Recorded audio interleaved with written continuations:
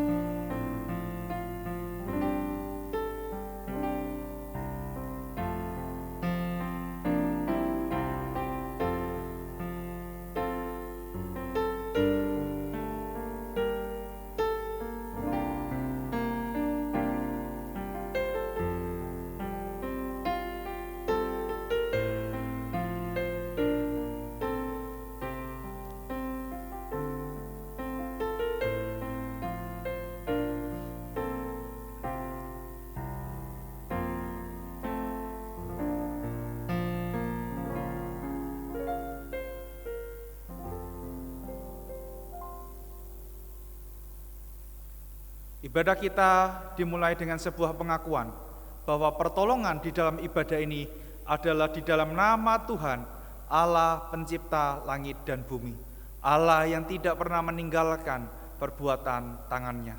Turunlah atas saudara sekalian anugerah dan damai sejahtera dari Allah Bapa dan Tuhan kita Yesus Kristus. Amin. Shalom, Bapak Ibu yang terkasih, saudara dan saudari yang kami kasihi di dalam Tuhan Yesus Kristus. Pada hari ini, di mana kita memasuki tahun yang baru, suatu sukacita kita boleh memasuki tahun baru ini, di mana kita boleh bersama-sama telah melewati suatu masa di tahun 2020 dengan penuh banyak tantangan. Kita percaya semua bahwa Tuhan tetap menyertai dan memelihara kita semua. Mari kita bangkit berdiri, kita tetap berdiri. Kita pujikan pujian untuk mempersiapkan ibadah kita pada hari ini.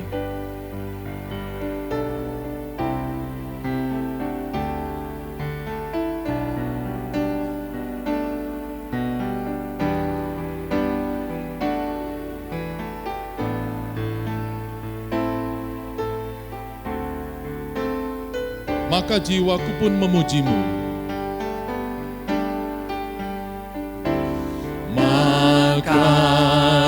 Jiwaku pun memuji-Mu. Sungguh besar Kau Allahku, sungguh besar Kau Allahku,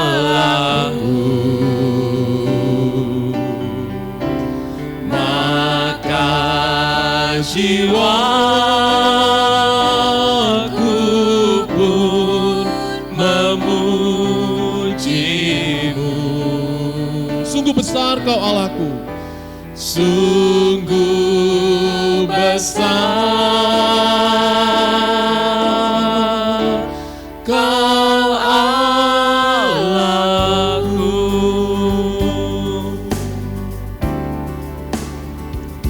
Bila kulihat bintang gemerlapan dan bunyi guru riuh ku dengar, ya Tuhanku, tak putus aku heran melihat ciptaan-Mu yang besar. Maka jiwaku pun memuji-Mu. Sungguh besar Kau Allahku, maka jiwaku pun memuji-Mu. Sungguh besar Kau Allahku.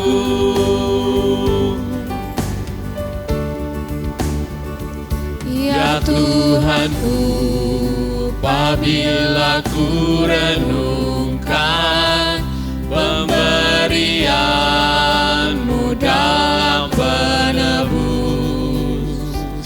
ku tertegun bagiku dicurahkan oleh Putra-Mu, darahnya kudus. Maka jiwaku pun memuji-Mu. Maka jiwaku pun memuji-Mu. Sungguh besar Kau Allahku. Maka jiwaku pun memuji-Mu. Sungguh besar Kau Allahku. Bait yang ketiga. Apabila nanti Kristus memanggilku, sukacitaku amatlah besar, karena terkabullah yang ku rindukan, melihat Dikau Tuhanku akbar. Maka jiwaku pun memuji-Mu. Maka jiwaku pun memuji-Mu. Sungguh besar Kau Allahku. Maka jiwaku pun memuji-Mu. Sungguh besar Kau Allahku.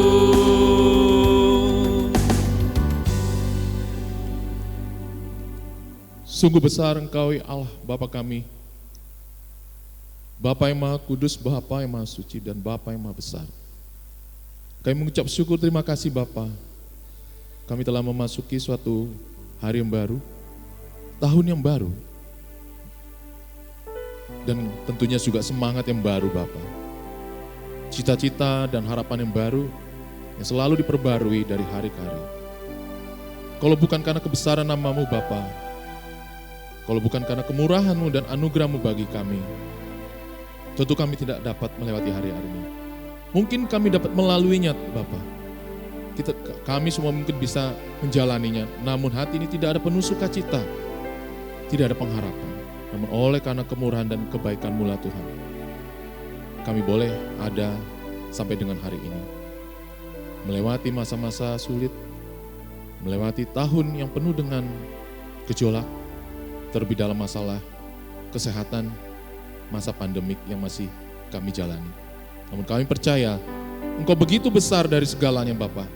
Dan kami yakin dan percaya Engkau akan menolong kami, menuntun kami sampai pada kesudahannya. Terima kasih banyak Bapa di surga. Di dalam nama Tuhan Yesus Kristus kami ucap syukur dan berdoa. Amin.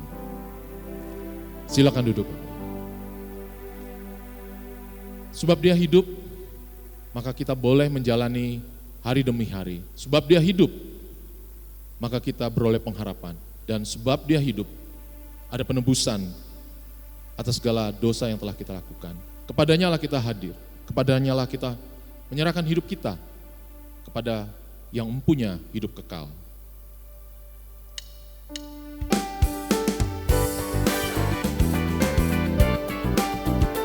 Kita yakin dan percaya, Dia hidup, ada hari esok, selalu ada sukacita.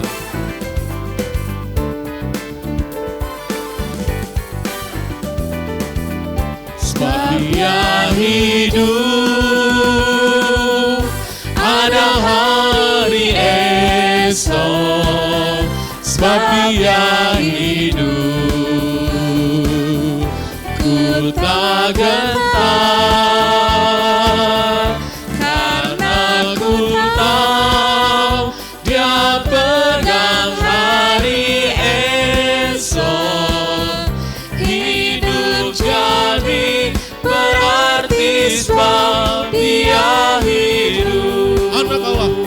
Yesus namanya, Anak Allah. Yesus namanya, menyembuhkan. kebaikan. Bahkan mati tebus dosaku. Bahkan mati tebus dosaku.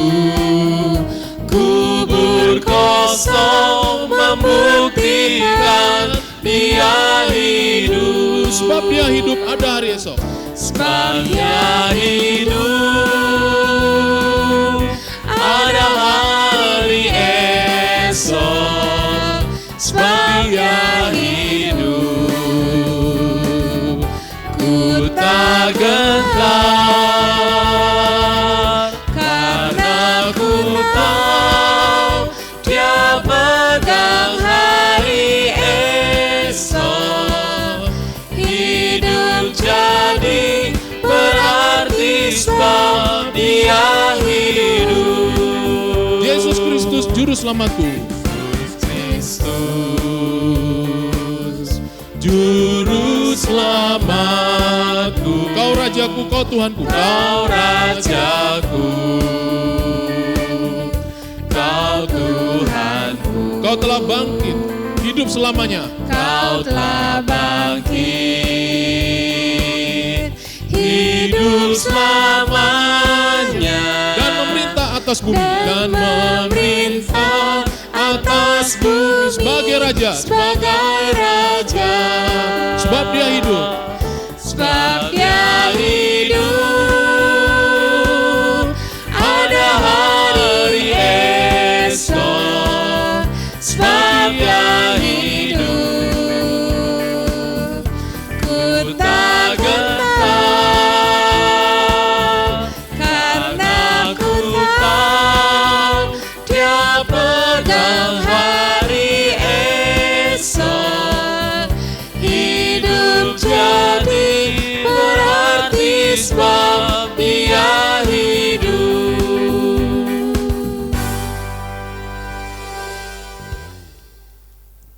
Bapa di surga, tentu dalam pujian ini Tuhan menyatakan diri kami kepada Engkau Bapa.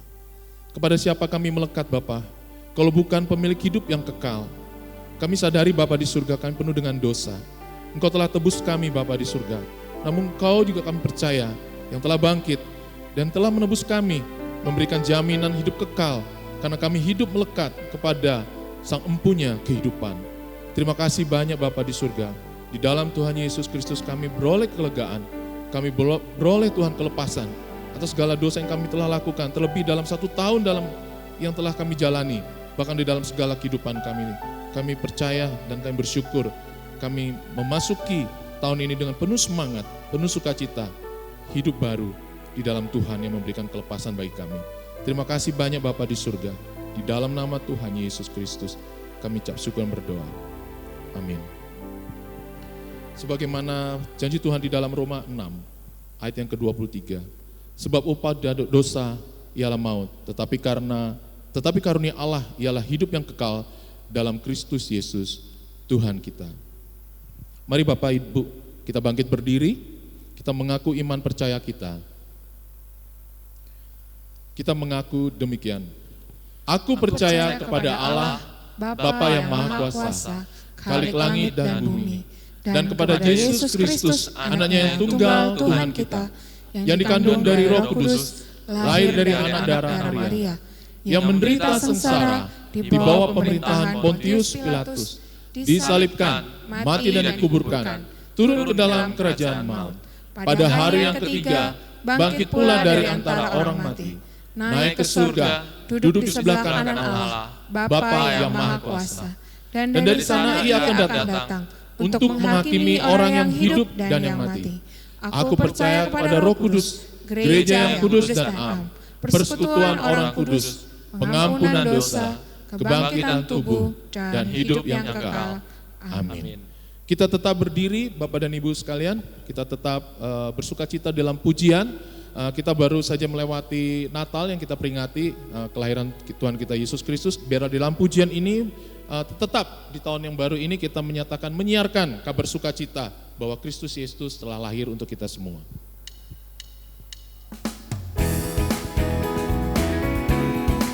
Kita bertepuk tangan bersukacita.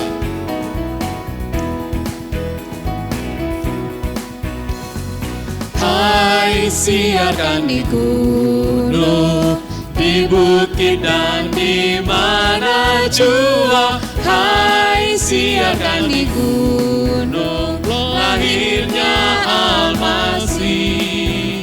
Di waktu kau gembala menjaga dombanya, terpancar dari langit cahaya mulia.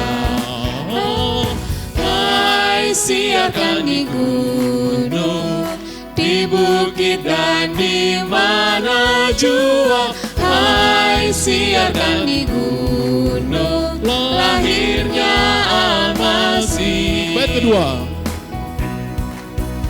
Gembala sangat takut ketika mendengar nyanyian bala surga, gempita menggelegar. Oh, hai, siarkan di gunung, di bukit dan di mana jua. Hai, siarkan di gunung, lahirnya Al-Masih. Bait ketiga. Terbaring di palungan yang hina dan rendah, sampai menyampaikan selamat dunia. Oh, hai, siarkan di gunung, di bukit dan di mana jua. Hai, siarkan di gunung, lahirnya Al-Masih. Hai, siarkan di gunung. Hai, siarkan di gunung, di bukit dan di mana jua. Hai, siarkan di gunung, lahirnya Al-Masih. Hai, siarkan di gunung, di bukit dan di mana jua. Hai, siarkan di gunung, lahirnya Al-Masih. Hai, siarkan di gunung. Hai, siarkan di gunung, di bukit dan di mana jua. Hai, siarkan di gunung, lahirnya Al-Masih. Puji nama Tuhan. Tetaplah kita kabarkan kabar sukacita itu. Silakan duduk Bapak dan Ibu, saudara yang terkasih dalam Tuhan. Sebelum kita akan mendengarkan firman Tuhan yang akan disampaikan oleh Bapak Pendeta Chandra Udayana, mari kita mempersiapkan hati kita untuk mendengarkan firman-Nya. Terlebih dahulu kita akan merenungkan suatu pujian yang akan mengingatkan kita kesiapan kita, siapakah kita ini dan kepada siapakah kita membutuhkan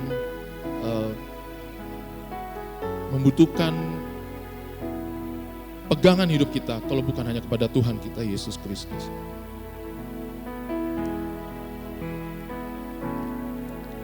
Bila hati terasa berat, tak seorang pun mengerti bebanku. Ku tanya Yesus, apa yang harus ku buat?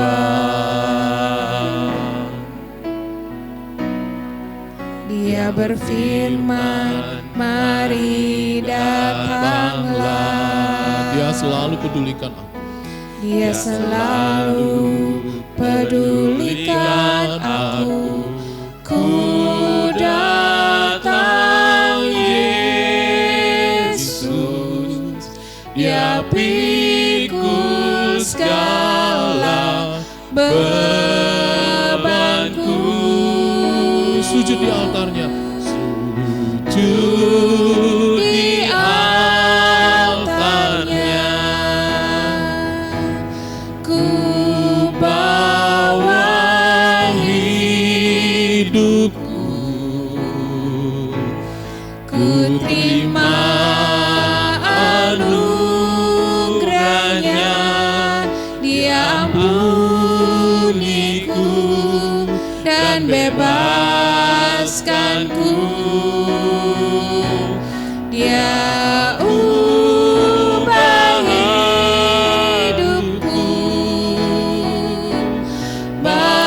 barui hatiku. Sesuatu terjadi saat datang di altarnya.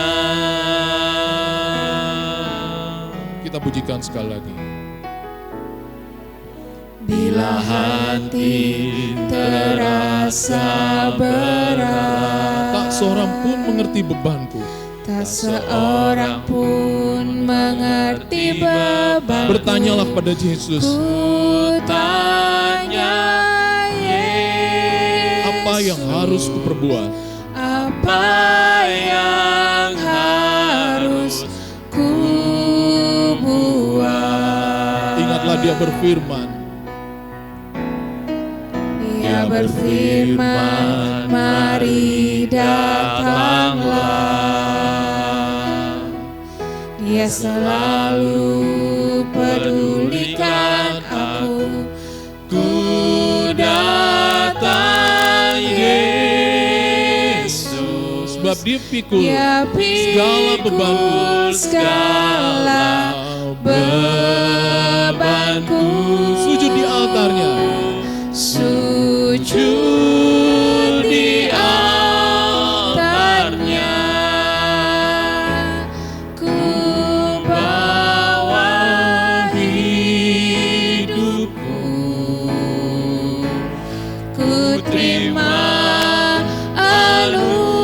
anugerahnya, Dia ampuniku dan bebaskanku. Dia ubah hidupku, Dia ubah hidupku, barui hatiku. barui hatiku. Sesuatu terjadi saat datang di altarnya.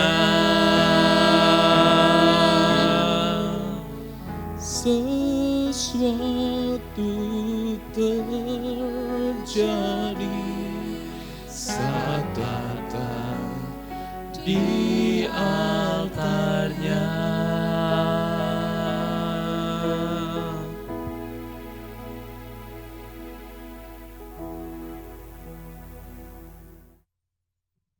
Shalom, jemaat yang dikasihi oleh Tuhan, kita bersyukur jikalau hari ini adalah minggu yang pertama di tahun 2021.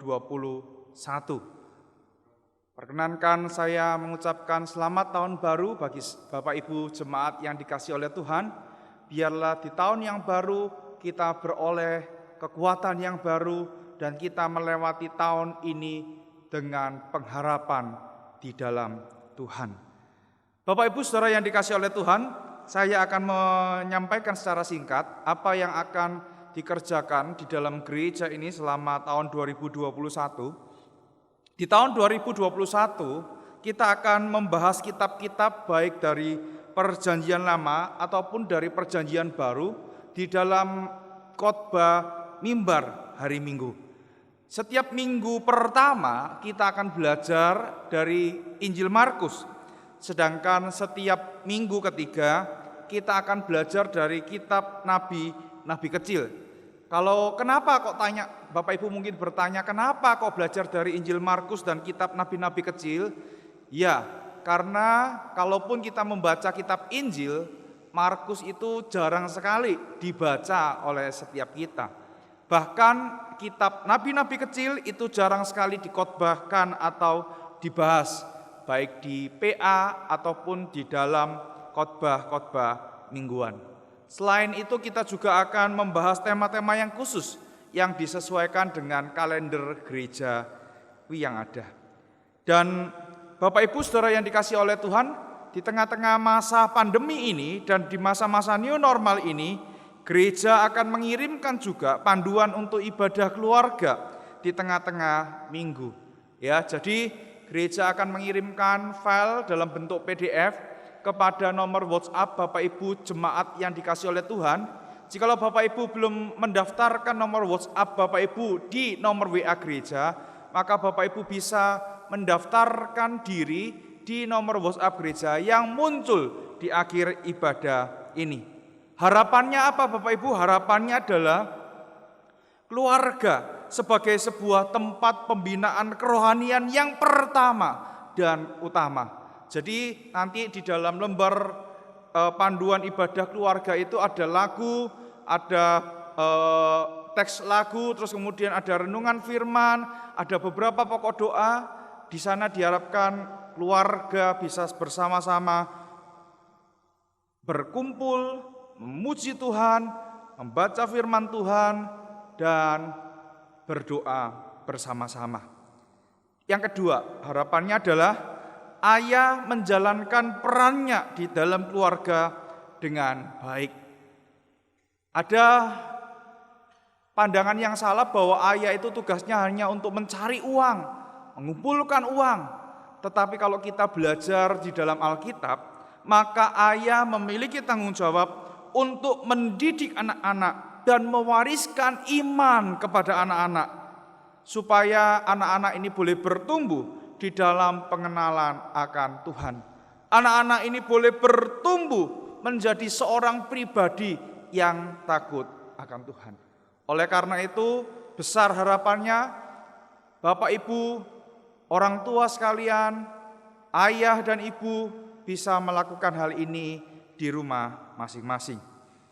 Dan hari ini seperti yang saya sudah katakan, di setiap minggu pertama kita akan belajar dari Injil Markus. Saya akan mengawali dari Injil Markus pasal yang pertama, ayat yang pertama sampai dengan ayat yang ke-11. Tema khotbah saya hari ini adalah seorang utusan yang baik. Markus pasal yang pertama, ayat yang pertama sampai dengan ayat yang ke-11. Demikian bunyi firman Tuhan. Inilah permulaan Injil tentang Yesus Kristus, Anak Allah. Seperti ada tertulis dalam kitab Nabi Yesaya, lihatlah, aku menyuruh utusanku mendahului engkau. Ia akan mempersiapkan jalan bagimu. Ada suara orang yang berseru-seru di padang gurun, persiapkanlah jalan untuk Tuhan, luruskanlah jalan baginya. Demikianlah Yohanes Pembaptis tampil di padang gurun dan menyerukan, bertobatlah dan berilah dirimu dibaptis, dan Allah akan mengampuni dosamu. Lalu datanglah kepadanya orang-orang dari seluruh daerah Yudea dan semua penduduk Yerusalem, dan sambil mengaku dosanya, mereka dibaptis di sungai Yordan. Yohanes memakai jubah bulu unta dan ikat pinggang kulit, dan makanannya belalang dan madu hutan. Inilah yang diberitakannya, sesudah aku akan datang, ia yang lebih berkuasa daripadaku. Membungkuk dan membuka tali kasutnya pun aku tidak layak. Aku membaptis kamu dengan air, tetapi ia akan membaptis kamu dengan Roh Kudus. Ayat yang ke-9. Pada waktu itu datanglah Yesus dari Nazaret di tanah Galilea, dan ia dibaptis di sungai Yordan oleh Yohanes. Pada saat ia keluar dari air, ia melihat langit terkoyak, dan roh seperti burung merpati turun ke atasnya. Lalu terdengarlah suara dari sorga, engkaulah anakku yang kukasihi, kepadamulah aku berkenan. Amin. Selamat dan berbahagia bagi setiap kita yang membaca, merenungkan, dan juga melakukan firman Tuhan dalam kehidupan kita sehari-hari. Mari sebelum kita mendengarkan penguraian firman Tuhan, kita berdoa terlebih dahulu. Bapa di dalam surga, kami menyerahkan waktu di mana kami akan bersama-sama mendengarkan firman Tuhan. Kami telah membaca firman Tuhan itu dan kami berdoa, biarlah firman Tuhan yang akan kami baca dan kami renungkan bersama-sama boleh menolong kami memasuki tahun yang baru, supaya kami boleh semakin mengenal apa yang menjadi kehendak Tuhan, semakin tahu bagaimana pimpinan Tuhan itu dinyatakan di dalam kehidupan kami, dan kami boleh taat terhadap pimpinan Tuhan itu. Pakai hamba-Mu yang penuh dengan kelemahan ini untuk menguraikan firman bagi setiap kami. Dengar doa kami, di dalam nama Tuhan Yesus kami berdoa. Amin. Bapak Ibu Saudara yang dikasihi oleh Tuhan, di dalam setiap negara ada kedutaan besar yang ditempatkan oleh negara-negara lain untuk tinggal di negara-negara tertentu. Misalnya, di Indonesia ini ada kedutaan besar Amerika. Kita tahu semua, dahulu kantornya di Jalan Dr. Sutomo, sekarang kantornya sudah pindah, Bapak Ibu. Ada kedutaan besar dari negara-negara yang dalam tanda petik bekerja sama, yang menjadi sahabat dari negara kita. Demikian juga negara kita, negara Indonesia. Kita juga mengirimkan atau mendirikan, bahkan meletakkan seorang duta besar. Kita mendirikan kantor kedutaan besar dan kita mengirimkan orang untuk bertugas di sana. Kita mengirimkan mereka untuk tinggal di sana dengan tujuan supaya apa, Bapak Ibu? Dengan tujuan mereka itu melakukan promosi. Promosi apa?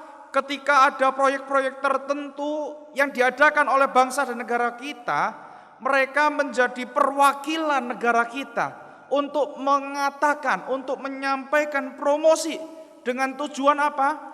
Untuk mendapatkan keuntungan dari hubungan diplomatis. Jadi mereka menarik investor, investor itu boleh menanamkan sejumlah modal di negara kita.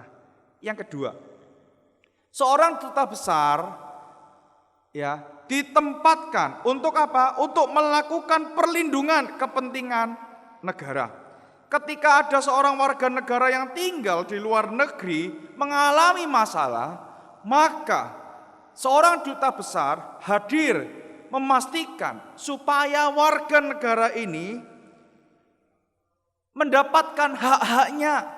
Warga negara ini tidak diperlakukan dengan tidak adil. Warga negara ini diperlakukan sesuai dengan hukum yang adil. Itu yang kedua. Yang ketiga, seorang duta besar bertugas untuk apa? Untuk menjadi wakil negara seperti yang saya katakan tadi.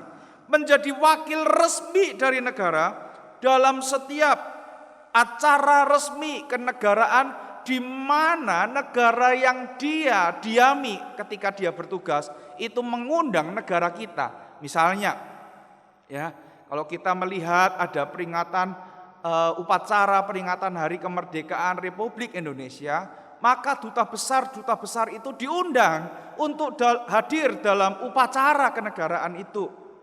Ya, upacara di dalam memperingati Hari Kemerdekaan Republik Indonesia itu. Tujuannya apa? Mereka mewakili negara mereka.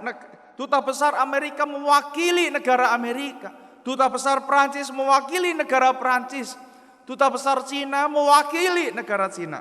Demikian juga duta besar kita, duta besar bangsa Indonesia yang ditempatkan di luar negeri mewakili tugas dari pemerintah yang ada. Bapak Ibu Saudara yang dikasihi oleh Tuhan, hari ini kita belajar mengenai seorang utusan. Dan kita tahu bahwa status kita adalah seorang utusan Tuhan. Kita ini cuma wakilnya Tuhan di dunia ini. Oleh karena itu ketika kita tahu bahwa kita ini adalah wakil atau utusan Tuhan, maka kita harus menjadi seorang wakil atau utusan Tuhan yang baik. Dan seorang utusan Tuhan yang baik haruslah seorang yang memiliki kerendahan hati. Haruslah seorang yang mengerti dirinya dengan baik. identitasnya sebagai seorang wakil atau utusan Tuhan. Dan kerendahan hati itu nampak di dalam bagian yang kita pelajari. Bapak Ibu Saudara yang dikasihi oleh Tuhan, Injil Markus adalah Injil yang menarik. Kenapa? Kalau kita melihat Injil ini dimulai dengan sebuah kalimat yang berbeda dengan Injil-Injil lain. Kalau Injil Matius dimulai dengan silsilah dari keturunan Daud. Nah, di dalam Injil Markus dimulai dengan sebuah kalimat yang to the point yang mengatakan demikian. Inilah permulaan Injil tentang Yesus Kristus, Anak Allah. Bapak Ibu yang dikasihi oleh Tuhan, seorang teolog mengatakan begini. Pada umumnya, tulisan-tulisan kuno itu dimulai dengan dimulai dengan sebuah dedikasi yang ditujukan kepada tokoh-tokoh tertentu dan menyatakan tujuan mengapa surat itu atau tulisan itu dibuat, atau dimulai dengan sebuah kalimat pembuka yang langsung menyatakan untuk apa tulisan ini dibuat oleh penulis. Jadi kalau kita melihat yang pertama, ada dedikasi yang diberikan kepada seseorang tertentu dan di sana termuat tujuannya, itu terdapat di dalam kitab Injil Lukas. Selain itu, kalau kita melihat di dalam Injil Markus, maka kita akan mendapati bahwa Injil Markus tidak memulainya dengan dedikasi, tetapi Injil Markus langsung masuk ke dalam topik yang akan dibahas. Yaitu topiknya apa? Yaitu mengenai kabar baik tentang Yesus Kristus. Lalu pertanyaannya, kenapa Markus kok memulainya dengan sebuah kalimat tersebut? Karena Markus ingin memproklamasikan Injil Yesus Kristus.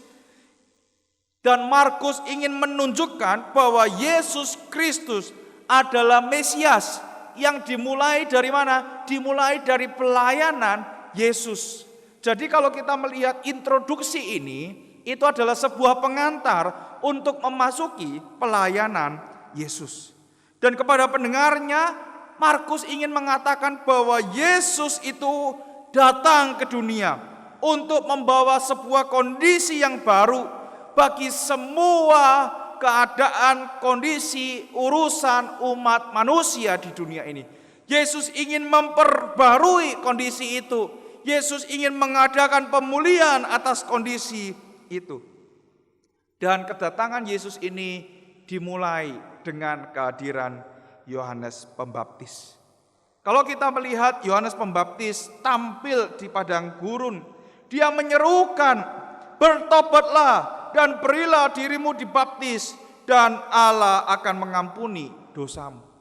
Bapak Ibu Saudara yang dikasihi oleh Tuhan, inilah tugas dari hamba Tuhan. Tugas dari hamba Tuhan adalah mengingatkan setiap orang-orang yang berada di dalam jemaat Tuhan atau orang-orang yang terhimpun di dalam kumpulan orang yang percaya atau orang-orang yang sudah jauh dari Tuhan. Untuk apa? Untuk mengingatkan kondisi mereka supaya mereka boleh kembali kepada Tuhan. Dikatakan, "Bertobatlah dan berilah dirimu dibaptis, maka Allah akan mengampuni dosamu." Apakah itu berarti bahwa pengampunan dosa itu harus ditandai dengan baptisan? Tidak, Bapak. Tetapi sebagai orang yang sudah mengaku dosa, sebagai orang yang sudah bertobat, maka hal itu dinyatakan lewat apa? Lewat baptisan. Seorang hamba Tuhan harus berseru menyampaikan firman Tuhan dengan tegas dan berani. Supaya apa? Supaya orang-orang itu dapat sadar mengenai relasinya dengan Tuhan, mengenai apa yang harus ia lakukan sebagai orang percaya, sebagai umat pilihan di hadapan Tuhan. Bapak Ibu, kehadiran Yohanes Pembaptis adalah sesuatu yang sangat penting di dalam kehidupan bangsa Yahudi saat itu. Kenapa? Karena kita tahu bahwa sudah lebih kurang 300 tahun tidak ada nabi Tuhan yang berbicara kepada bangsa ini.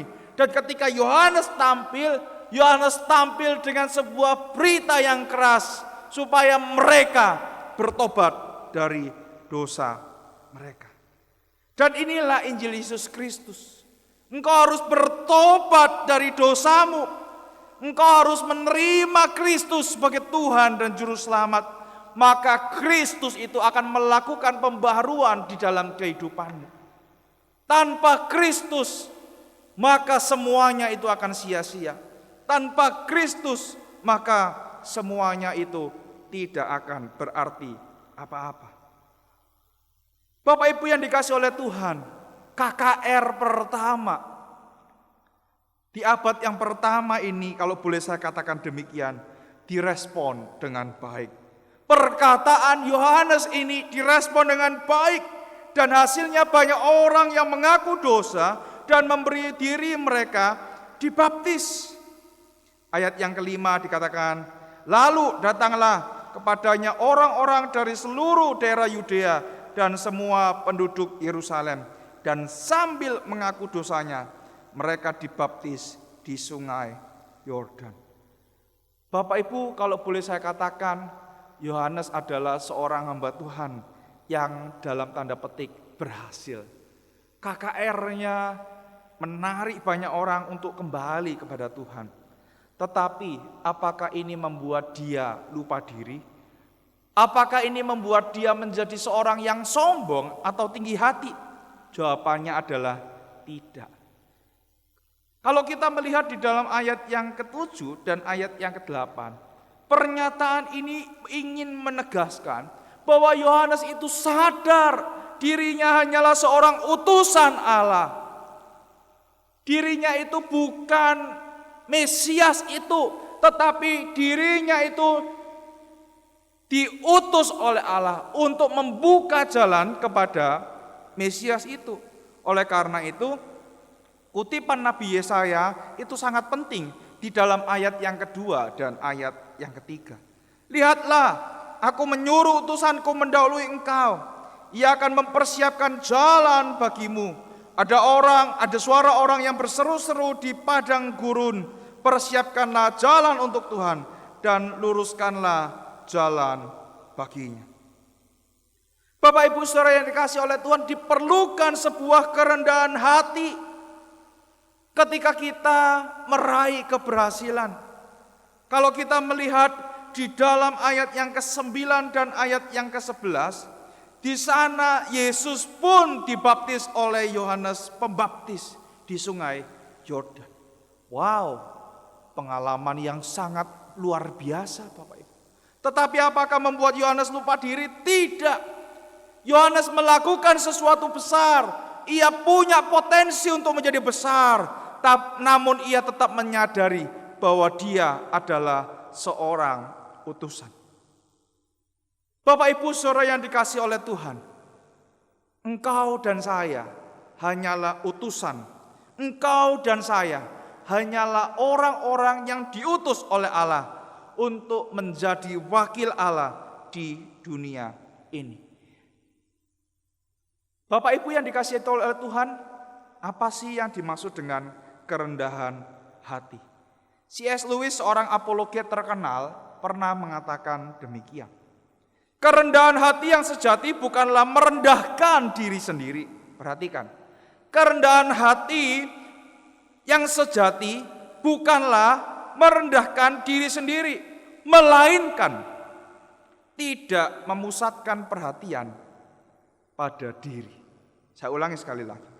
Kerendahan hati yang sejati bukanlah merendahkan diri sendiri, melainkan tidak memusatkan perhatian pada diri. Bapak Ibu Saudara yang dikasihi oleh Tuhan, tidak sedikit anak-anak Tuhan yang melayani Tuhan di gereja bertikai. Karena apa? Karena salah satu tidak memiliki kerendahan hati. Tidak sedikit kondisi di gereja tidak nyaman. Karena apa? Ada orang-orang yang sombong. ada orang-orang yang tinggi hati. Kenapa?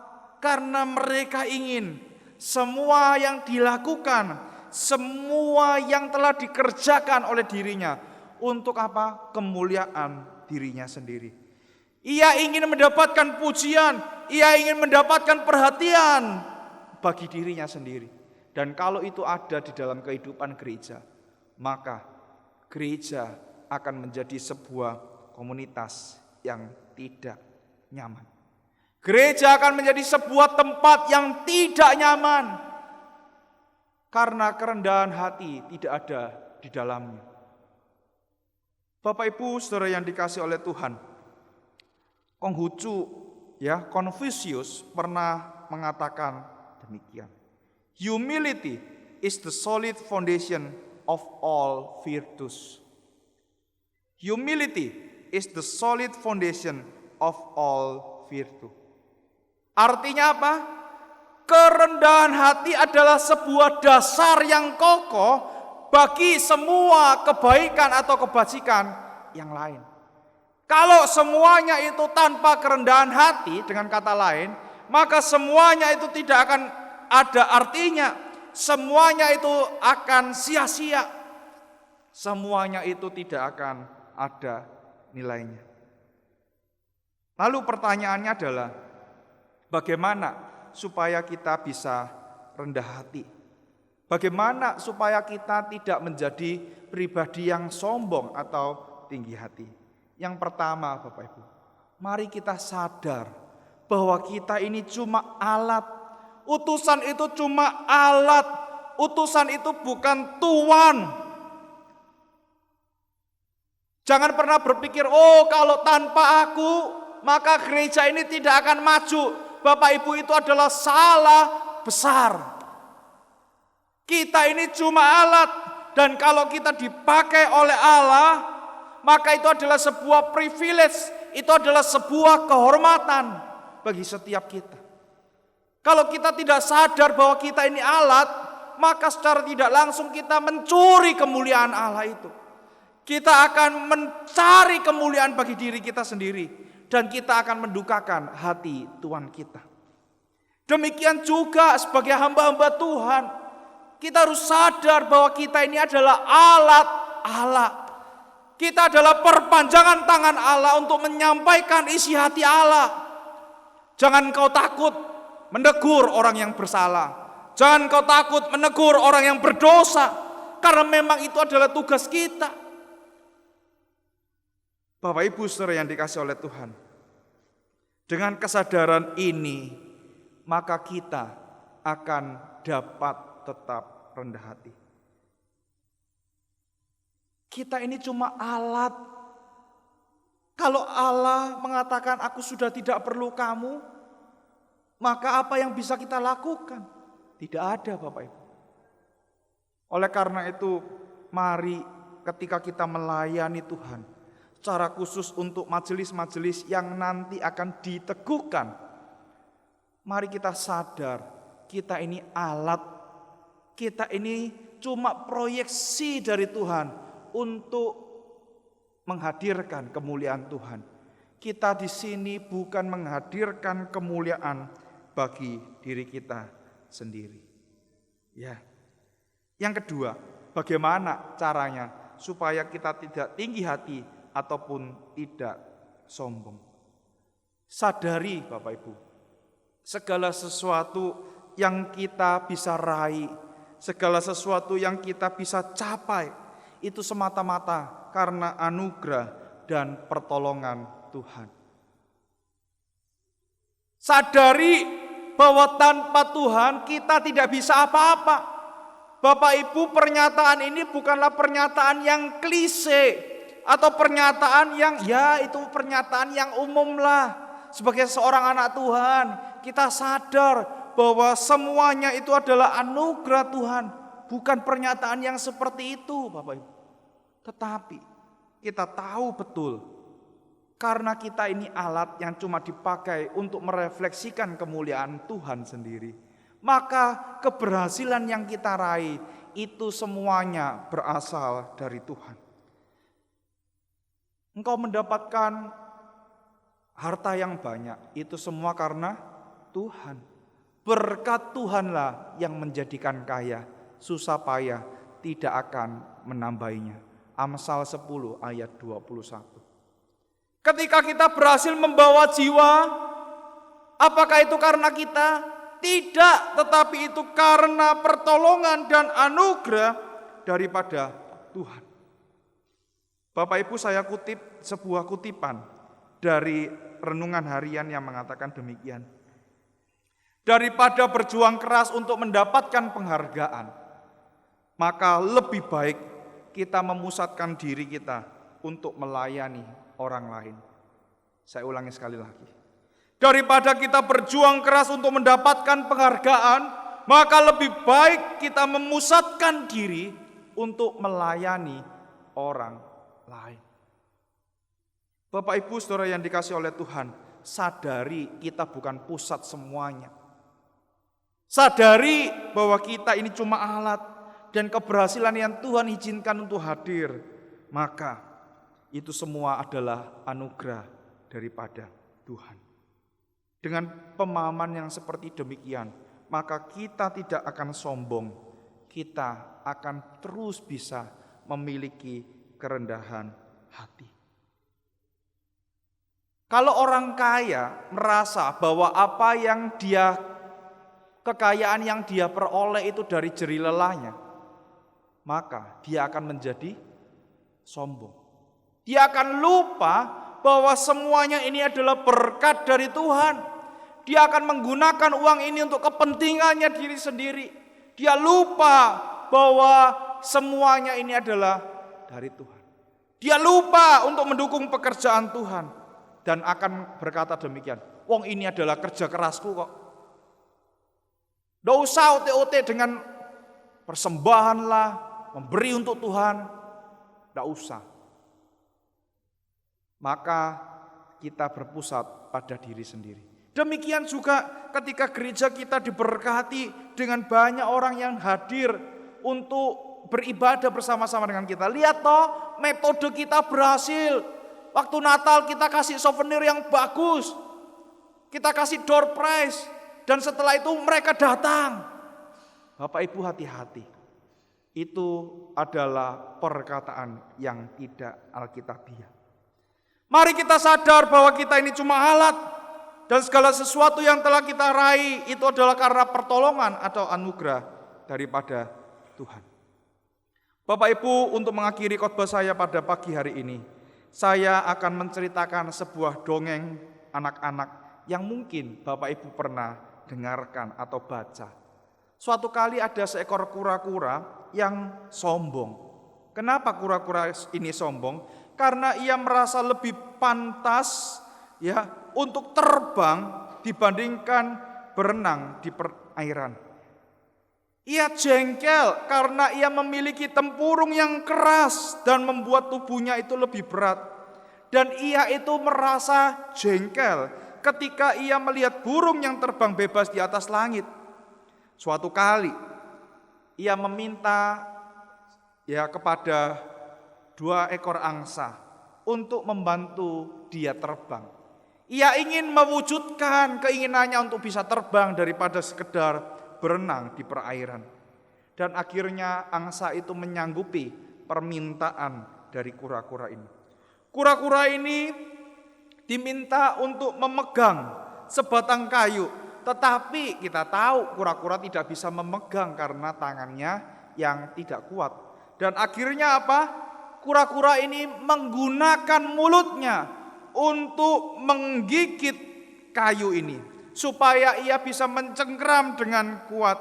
Dan akhirnya apa? Ia bangga karena ia bisa terbang. Dan ketika ia terbang di atas langit, ia melihat teman-temannya yang di bawah yang masih berenang. Dan akhirnya dia ingin mengatakan kepada teman-temannya, "Hei, lihat, aku sudah bisa terbang." Dan ketika dia membuka mulutnya, maka yang terjadi apa? Yang terjadi adalah kura-kura ini jatuh.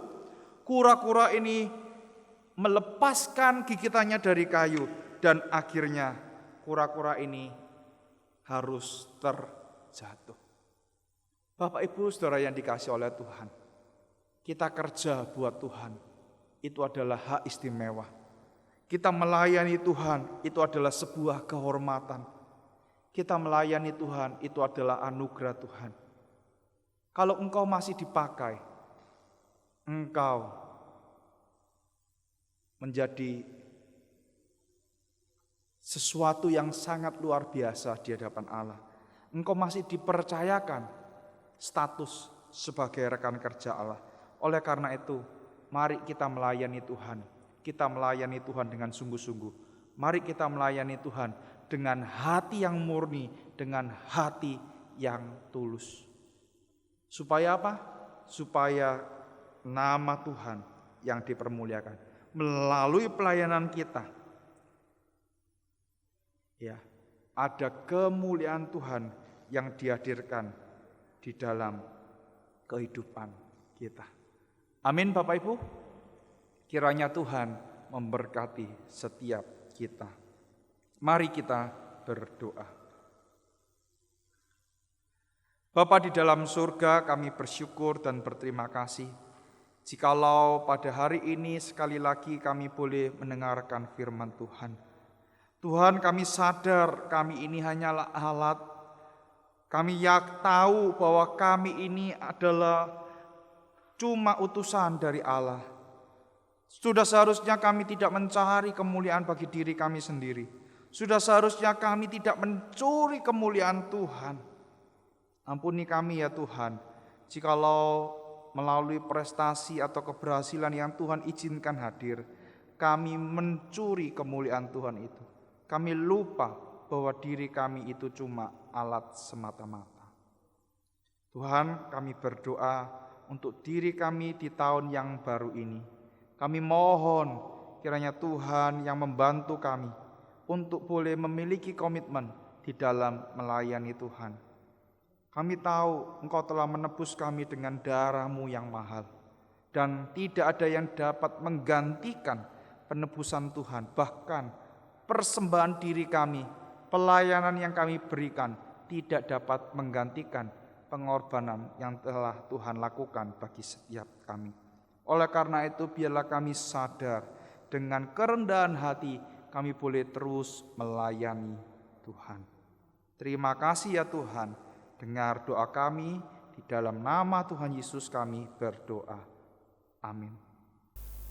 Puji nama Tuhan, setelah kita mendengarkan firman-Nya yang telah disampaikan oleh Bapak Pendeta Chandra Udayana, kita akan mempersiapkan diri kita untuk menjalankan persembahan.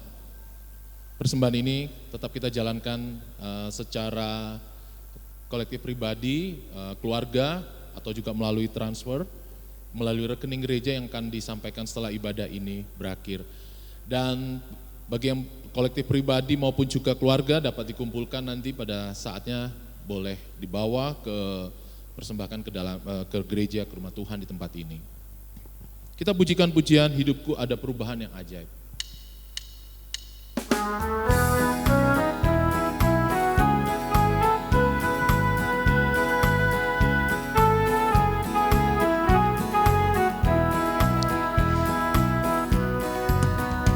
Hidupku ada perubahan yang ajaib sejak Yesus di hatiku.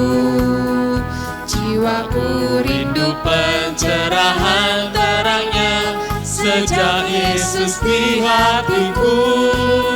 Sejak Yesus di hatiku. Sejak Yesus di hatiku. Bagai gelora ombak hatiku senanglah sejak Yesus di hatiku. Ku takkan berjalan di tempat yang sesat sejak Yesus di hatiku. Meski banyak dosa namun Ia sucikan sejak Yesus di hatiku. Sejak Yesus di hatiku. Sejak Yesus di hatiku. Bagai gelora ombak hatiku senanglah, sejak Yesus di hatiku. Bait yang ketiga. Ku bersama Tuhan di kota yang mulia, sejak Yesus di hatiku. Hatiku senanglah, langkahku ringanlah, sejak Yesus di hatiku. Sejak Yesus di hatiku. Sejak Yesus di hatiku. Bagai gelora ombak hatiku senanglah, sejak Yesus di hatiku. Sejak Yesus di hatiku. Sejak Yesus di hatiku. Sejak Yesus di hatiku. Bagai gelora ombak hatiku senanglah, sejak Yesus di hatiku.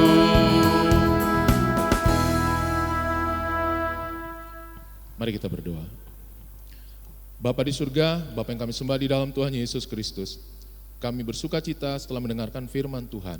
Kami yakin dan percaya firman-Mu mengubah setiap kami, Bapa, memperbarui setiap kami, memberikan kami semangat dan sukacita, agar kami selalu hidup berkemenangan di dalam Engkau, Tuhan, melewati hari demi hari, waktu demi waktu. Dan kami percaya penyertaan Tuhan adalah sempurna bagi kami semua. Terima kasih Bapa di surga. Kami percaya Engkau juga memberkati setiap hamba Tuhan yang melayani di tempat ini, Tuhan. Dan kami juga percaya Engkau memberkati para jemaat Tuhan di tempat ini, di dalam segala kebutuhan dan keperluannya. Engkau tahu Tuhan, di masa yang baru ini, di tahun yang baru ini Tuhan, adalah suatu langkah yang kuat, yang pasti setiap anak-anak Tuhan untuk yakin dan percaya dengan pertolongan Tuhan dapat melewati tahun ini dengan baik. Terima kasih banyak Bapa di surga. Kami juga memberikan persembahan ini kepadamu Tuhan. Biarlah kiranya persembahan ini berkenan di hadapan Tuhan. Kami menyadari kami masih hidup di dalam situasi kondisi pandemik, di mana kami harus menjaga diri satu dengan yang lain. Namun kami percaya Tuhan yang menolong kami, sehingga kelak kami boleh berkumpul kembali bersukacita di gereja di rumah Tuhan. Biarlah persembahan ini boleh dipakai untuk pelayanan Tuhan secara online, dan juga Engkau yang menolong hamba-hamba Tuhan untuk senantiasa juga untuk mencari Tuhan hikmat daripadamu Tuhan. Dan kiranya Engkau memberikan hikmat bagi hamba-hamba Tuhan untuk boleh mereka menyatakan kasih dan firman Tuhan bagi kami semua sebagai gembala bagi kami semua. Terima kasih banyak Bapak, kami percayakan juga bangsa negara ini, pemerintahan kami, juga Presiden kami Pak Jokowi, kami serahkan ke dalam tangan Tuhan. Engkau yang menolong pemerintah ini Tuhan, Engkau juga menolong setiap kami warga negara untuk terus Tuhan berpartisipasi secara aktif Tuhan, membangun bangsa dan negara ini, dan turut serta menjaga penuh dengan sukacita Tuhan, untuk tidak memberikan suatu tindakan atau perbuatan Tuhan yang bisa membuat negara ini atau memperkeruh situasi dan kondisi. Namun kami percaya sebagai anak-anak Tuhan dimanapun berada, kami percaya dan berdoa, kami boleh menjadi terang dan garam yang Tuhan sudah sediakan bagi kami dan Tuhan sudah tetapkan bagi kami semua. Terima kasih banyak Bapa di surga, ke dalam tangan-Mu kami serahkan segala kehidupan kami. Engkau tahu segala pergumulan kami, Engkau tahu segala kebutuhan kami, dan kami percaya selalu jawaban ada padamu. Terima kasih banyak. Di dalam nama Tuhan Yesus Kristus kami suka berdoa. Amin. Kita mengakhiri ibadah pada hari ini, dan biarlah sukacita kita telah berdoa dan menyampaikan doa persembahan. Kita sama-sama bangkit berdiri, kita berdoa, kita menyanyikan doksologi, dan kiranya doksologi ini akan menguatkan kita semua, dan juga doa berkat oleh Bapak Pendeta Chandra Udayana.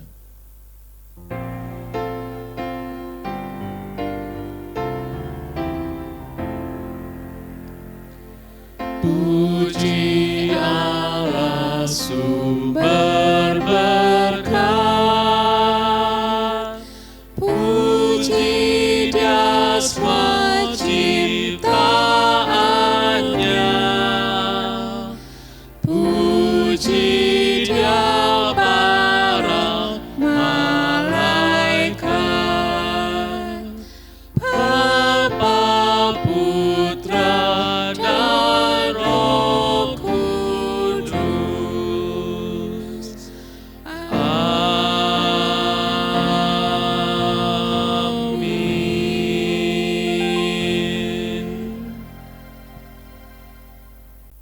Jemaat yang dikasihi oleh Tuhan, mari kita mengarahkan hati kita kepada Tuhan dan menerima berkat daripada Tuhan. Kiranya anugerah yang tidak pernah berubah daripada Kristus Yesus Tuhan kita, kiranya kasih sayang yang sempurna dari Allah kita, pimpinan, penghiburan, kuasa dari Allah Roh Kudus menolong kita memasuki tahun 2021 ini menjadi seorang utusan yang baik, melayani Tuhan dengan kerendahan hati, mulai dari sekarang sampai selama-lamanya. Amin.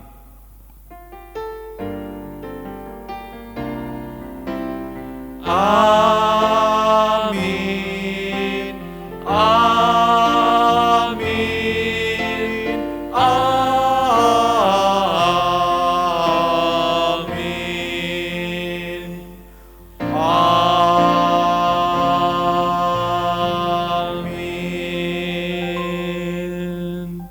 Jemaat silakan duduk kembali saat teduh. Selamat hari Minggu dan Tuhan Yesus memberkati.